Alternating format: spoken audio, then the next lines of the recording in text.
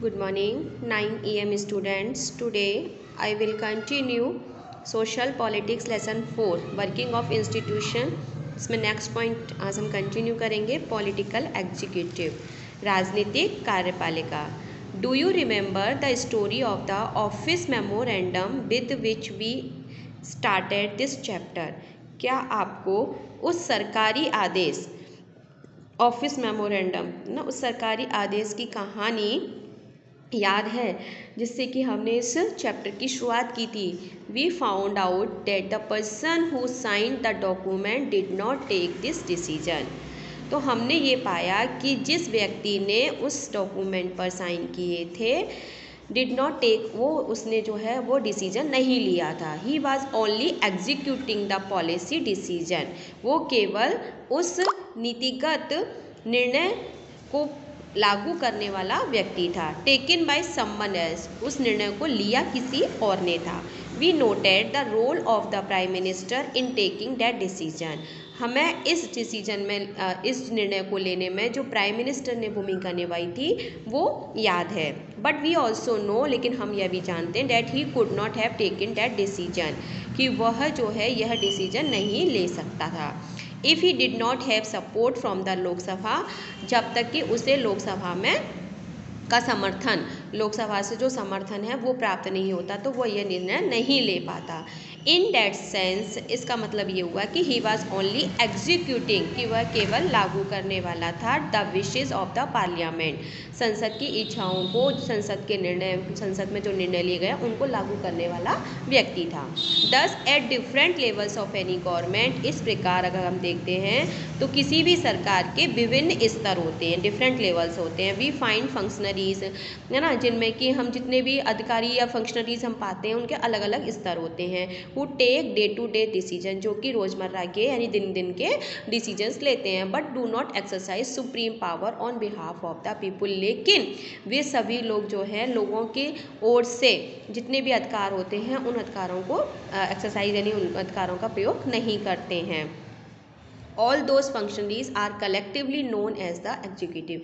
ये सभी जितने भी अधिकारी होते हैं उन सबको क्या कहते हैं, कार्यपालिका कहते हैं. They are called executive. वो इसलिए कार्यपालिका कहा जाता है क्योंकि they are in charge of the execution, क्योंकि वे इन सभी कार्य नीतियों को कार्य रूप देते हैं ना, of the policies of the government. सरकार की नीतियों को कार्य रूप देते हैं. Thus when we talk about the government, इसलिए जब हम भी सरकार की बात करते हैं तो we usually mean the executive. इसका मतलब होता है कि हम कार्यपालिका की बात करते हैं क्योंकि वो जितने भी नीतियाँ होती हैं, निर्णय होते हैं, उनको कार्य रूप देते हैं. अब आता है पॉलिटिकल एंड परमानेंट एग्जीक्यूटिव. राजनीतिक और स्थायी कार्यपालिका क्या होती है. इन अ डेमोक्रेटिक कंट्री, किसी भी लोकतंत्र देश में, two categories makeup the executive. कार्यपालिका के दो कैटेगरीज होती हैं. One that is elected by the people. एक जो लोगों के द्वारा चुनी जाती है वोट देकर, फॉर अ स्पेसिफिक पीरियड, है ना, एक पीरियड भी होता है कि इतने समय के लिए चुना जाता है. Is called the political executive. उसको हम राजनीतिक कार्यपालिका कहते हैं. Political leaders who take the big decisions, जो कि राजनीतिक नेता होते हैं जो बड़े बड़े डिसीजंस लेते हैं, फॉल इन दिस कैटेगरी. वो इस कैटेगरी में आते हैं. कौन सी कैटेगरी में, पॉलिटिकल एग्जीक्यूटिव कैटेगरी में. In the second category, political executive की कौन सी कैटेगरी, जो लोगों द्वारा चुने जाते हैं. और जो दूसरी कैटेगरी आती है, second category, people are appointed. ये तो देखिए कुछ स्पेसिफिक पीरियड के लिए ये लोग वोट देकर चुने जाते हैं. ये लॉन्ग टर्म के लिए नहीं. लॉन्ग टर्म का मतलब है अपनी होल लाइफ, व्यक्ति की जितनी होल लाइफ होती है, होल लाइफ का मतलब ये था 60 जो रिटायरमेंट की एज होती है, यानी गवर्नमेंट जॉब वाले व्यक्ति जो होते हैं, जिन्हें हम कह सकते हैं कलेक्टर हैं, आईपीएस ऑफिसर हैं, आईएएस ऑफिसर हैं, वो इसी में यूपीएससी की तैयारी करके जो आईएएस आईपीएस पीसीएस की तैयारी करके बनते हैं, कलेक्टर वगैरह, वो लोग इसमें आते हैं सिविल सर्विसेज में. तो जो लॉन्ग टर्म के लिए अपॉइंट होते हैं, this is called the permanent executive. इसे हम स्थायी कार्यपालिका या सिविल सर्विस कहते हैं, यानी सिविल सर्विसेज के में जो काम करते हैं। Persons working in civil service are called civil servants. जो पर्सन सिविल सर्विस में काम करते हैं उनको सिविल सर्वेंट यानी नौकरशाह कहा जाता है। They remain in office even when the ruling party change. Ruling party यानी जो गवर्नमेंट सरकार है वो चेंज हो सकती है, यानी सरकारों में जो सरकार जिस पार्टी की बनी है वो चेंज हो जाती है, लेकिन ये जो है ये हमेशा जब एक बार नौकरी लग जाती है तो ये बने रहते हैं, सरकार से इनको फिर कोई मतलब नहीं होता है। These officers work under political executive. ये ऑफिसर्स जो है राजनीतिक कार्यपालिका के अंडर यानी अंडर में काम करते हैं। एंड असिस्ट देम, और उनको सहायता करते हैं, क्योंकि ये लोग पढ़े लिखे लोग होते हैं। मंत्री तो वोट देकर चुने आते, तो जरूरी नहीं कि वो पढ़े लिखे हों, लेकिन ये जो IPS IAS अफसर होते हैं ये पढ़े लिखे होते हैं, क्योंकि UPSC की तैयारी करके और MPSC की तैयारी करके ये जो कितना उनको कंपटीशन देकर ये चुने जाते हैं। In carrying out the day to day administration, रोजमर्रा के शासन में ये उनकी हेल्प करते हैं। Can you recall the role of political and non political executive in the case of the office memorandum? क्या आपको ये जो सरकारी ज्ञापन था इसमें जो गैर राजनीतिक संस्थाएं और राजनीतिक और गैर राजनीतिक कार्यपालिका के रोल क्या था, इसके बारे में याद है? यू माइट आज, तुम पूछ सकते हो यहाँ। Why does the political executive है more power than the non political executive? कि जो पॉलिटिकल एग्जीक्यूटिव होते हैं यानी राजनीतिक संस्थाएं होती हैं या राजनीतिक कार्यपालिका होती है, वो गैर राजनीतिक कार्यपालिका से क्यों ज़्यादा शक्तिशाली या उसके पास शक्तियाँ ज़्यादा क्यों होती हैं? Why is the minister more powerful than the civil servant? जो मिनिस्टर होता है यानी मंत्री होता है वो ज़्यादा शक्ति क्यों रखता है नौकरशाह से, यानी जो सिविल सर्वेंट होता है, जैसे एक SDM DM है ना, ये सब होते हैं ना, कलेक्टर, ये सब IPS PCS की तैयारी करके जब से सिविल सर्वेंट बनते हैं, लेकिन ये मंत्रियों के अंडर में काम करते हैं। मंत्री ज़्यादा बड़ा होता है, जबकि मंत्री के पास उतनी शिक्षा नहीं होती है, क्योंकि लेकिन ये जो मिनिस्टर्स हैं वो जो है लोगों के वोट द्वारा चुने जाते हैं। उसमें लोगों की अपनी राजी शामिल होती है कि वो हमारे लिए निर्णय लें, ना कि सिविल सर्वेंट्स हमारे लिए निर्णय लें। तो द सिविल सर्वेंट केवल उनको हेल्प करते हैं, किसको? मिनिस्टर्स को। तो आगे भी पढ़ते हैं, यही बात है जो मैं अभी कह रही थी कि the civil servant is usually more educated. जो सिविल सर्वेंट होते हैं वो ज़्यादा शिक्षित होते हैं and has more expert knowledge of the subject, और हर उनकी विषय के प्रति यानी जिस विषय में यानी जिस में उनकी नौकरी लगी हुई है जिस फील्ड में, वो उस विषय के बारे में ज़्यादा जानकारी रखते हैं।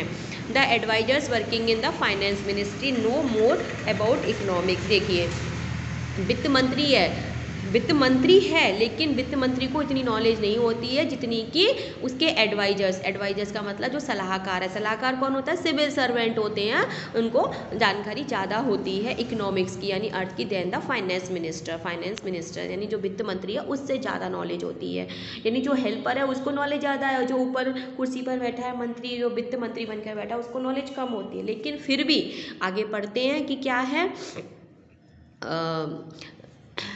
समटाइम्स द मिनिस्टर्स में नो वेरी लिटिल, है ना, जो मिनिस्टर्स हैं मंत्री हैं उनको कम जानकारी होती है अबाउट द टेक्निकल मैटर, तकनीकी मामलों में, that come under their ministry, जो कि जिस मिनिस्ट्री के वो मालिक है या उस विभाग के जो मेन हैं, चाहे वो स्वास्थ्य विभाग हो चाहे उद्योग विभाग हो। आगे पढ़ेंगे कि this could easily happen in the ministries like defence, रक्षा मंत्री हो या उद्योग मंत्री हो या स्वास्थ्य विभाग हो या वैज्ञानिक और तकनीकी विभाग हो या खान विभाग हो। ये सारे जितने भी मंत्री होते हैं इन विभागों के, उनको इनके प्रति कम नॉलेज होती है बजाय कि जो सिविल सर्वेंट्स होते हैं। तो why should the ministers have the final से ऑन दीज मैटर्स? तो फिर क्यों जो मिनिस्टर्स होते हैं यानी जो मिनिस्टर्स मंत्री होते हैं वो इन मामलों में उनका फाइनल डिसीजन यानी लास्ट डिसीजन उनका क्यों होता है?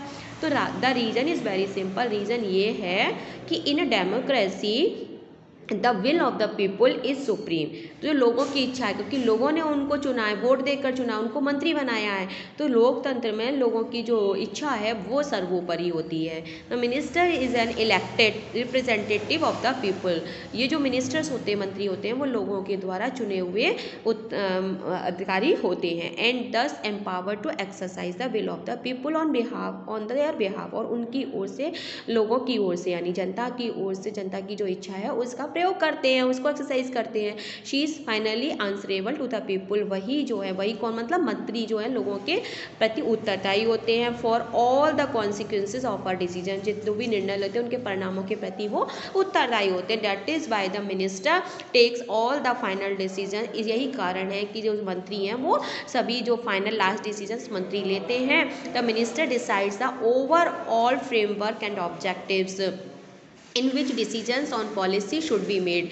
यानी कौन सी पॉलिसी बनाई गई है, उस पर क्या निर्णय लेना है, उसका फाइनल डिसीजन मिनिस्टर्स का होता है। The ministers is not and is not expected to be, है ना, कि ये डिसीजन लिया जाएगा या नहीं लिया जाएगा, ये मिनिस्टर्स का निर्णय होता है। An expert in the matters of our ministry, है ना, एक्सपर्ट ने अपनी राय दे दी, लेकिन जो मिनिस्टर है वो ही जो है मानेगा कि ये निर्णय लिया जाए या नहीं निर्णय लिया जाए। The minister takes the advice of experts on all technical matters. वो जो है जो मिनिस्टर है वो टेक्निकल यानी तकनीकी ज्ञान तो है नहीं उसको, लेकिन वो जो इसके एडवाइज़र हैं, उसके सलाहकार हैं, जो सिविल सर्वेंट्स हैं, उनसे वो तकनीकी मामलों में, हर तकनीकी मामलों में एडवाइस लेता है। But very often experts hold different opinions और प्लेस। लेकिन ये तो बात नॉर्मल सी बात है कि हर एक्सपर्ट की अपनी अपनी राय होती है, सब अलग अलग राय देते हैं, और मोर देन वन ऑप्शन, और उस तरह से मंत्री के पास बहुत सारे ऑप्शंस यानी बहुत सारी राय होती हैं। तो depending on what the overall objective is, तो वो उद्देश्य को देखकर और फिर इस तरह से मंत्री सारे राय को मिलाकर, यानी सभी अपने अपने एक्सपर्ट्स अपनी अपनी राय देते हैं, तो उन रायों को समझकर अपना फाइनल डिसीजन देता है। Actually this happens in any large organisation. Actually यानी वास्तव में ये जो है जब होता है तो ये बहुत बड़ी ऑर्गेनाइजेशन होती है। Those who understand the overall picture, या जिससे कि वो पूरा मामला समझता है। Take the most important decisions, और बहुत सारे जो इंपॉर्टेंट डिसीजंस होते हैं इसी तरह से लिए जाते हैं। नॉट द एक्सपर्ट, एक्सपर्ट नहीं लेते हैं, एक्सपर्ट सिर्फ अपनी अपनी राय देते हैं, और इस तरह से मंत्री सबकी राय सुनता है और फाइनल डिसीजंस देता है। The experts can tell the route, but मतलब जो एक्सपर्ट्स हैं वो अपनी जो विशेषज्ञ हैं अपनी अपना रास्ता दिखा सकते हैं, but someone with a larger view decides the destination. लेकिन कोई और इस जो बड़े जो व्यू है, विचार हैं, वो उसके डेस्टिनेशन का निर्णय लेते हैं कि हमें कहाँ पहुँचना है। In a democracy elected ministers perform this role. और जो है जो डेमोक्रेसी में यानी लोकतंत्र में जो ये सारी जो भूमिका है वो मिनिस्टर्स निभाता है, यानी जो मंत्री चुने जाते हैं वो निभाते हैं, ना कि एक्सपर्ट्स निभाते हैं। तो आज की वीडियो में इतना ही। नेक्स्ट वीडियो में मैं आगे का पार्ट समझाऊंगी।